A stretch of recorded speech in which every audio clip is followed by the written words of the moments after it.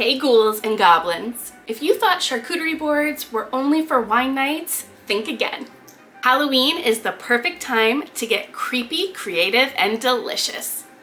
Today we are leveling up your monster mash with two epic boards, the Savory Graveyard Feast and the Sweet Witch's Dessert Board. Whether you're throwing a party or just staying in to watch some spooky movies, these boards will be the centerpiece of your night and offer options for everyone. So let's go get started.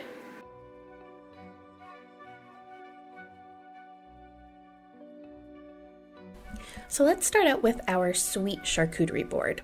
So I always like to include a bowl of Halloween candy.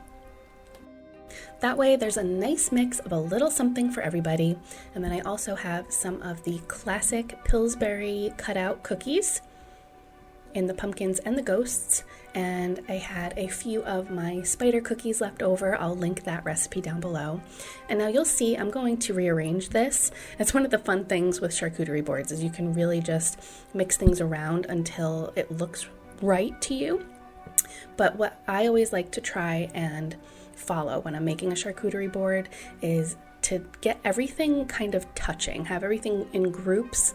I don't like to see a lot of empty space. So I take the main things like the cookies and get them adjusted first. And in the bowl, I have some peanut M&Ms in Halloween colors. And now I'm just going to fill in all this empty space with other loose candy. So we have candy corns, I'm going to do some gummy worms, but it's always nice when you're doing a sweets board to have a little bit of something for everyone. Something gummy, something sour, something chewy, chocolate. It just makes the experience that much more fun. Like, ooh, what am I gonna get next?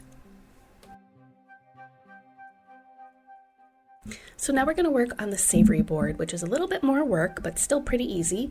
So I have one sheet of puff pastry that I thawed, and I have one wheel of brie cheese, and I'm just cutting a little bit off of the top and putting some jam, and then putting the top back on, and we're going to make a mummy.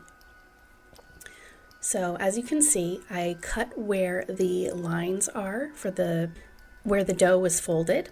The top and bottom we're leaving whole, and you're just going to fold those over, and then I cut little strips on the sides, and we're just going to fold those over into a bunch of different directions to make our mummy.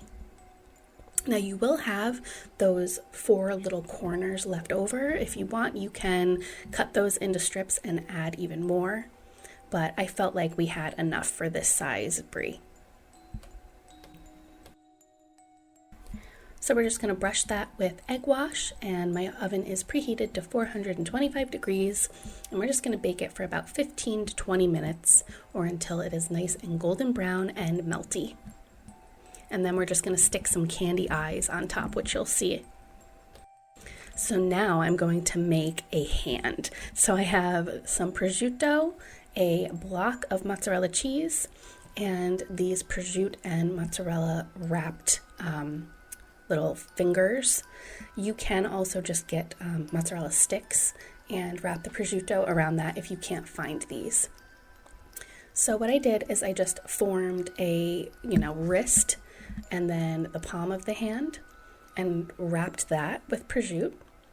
And then I'm just adding the 5 fingers, and now we've got a spooky corpse hand. So now we've got our mummy brie. I've got a little cup of extra preserves. And then I'm just adding some meats and cheeses. I have peppered salami, port wine cheese, which is one of my favorites, and it looks a little gross and red and fits the theme. I've got some cheese curds, and then some smokehouse almonds. And I'm just doing the same thing as I did on the sweets board, just trying to fill in all available space.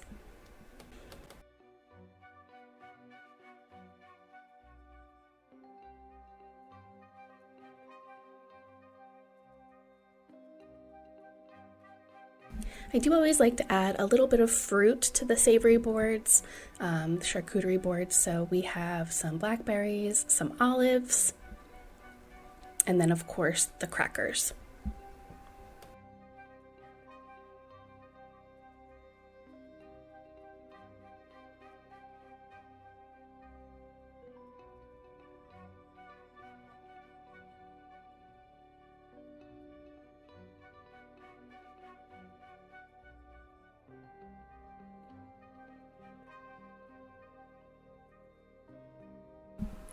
And there you have it. I hope you enjoyed coming along and making these 2 Halloween charcuterie boards with me.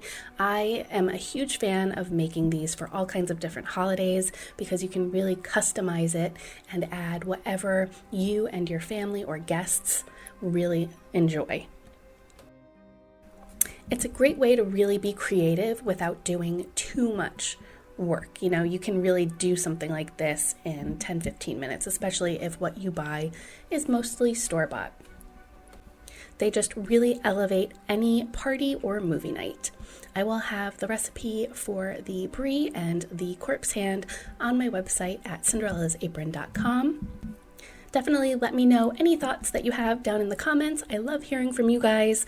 Thank you so much for watching until the end, and we will see you in the next one. Bye!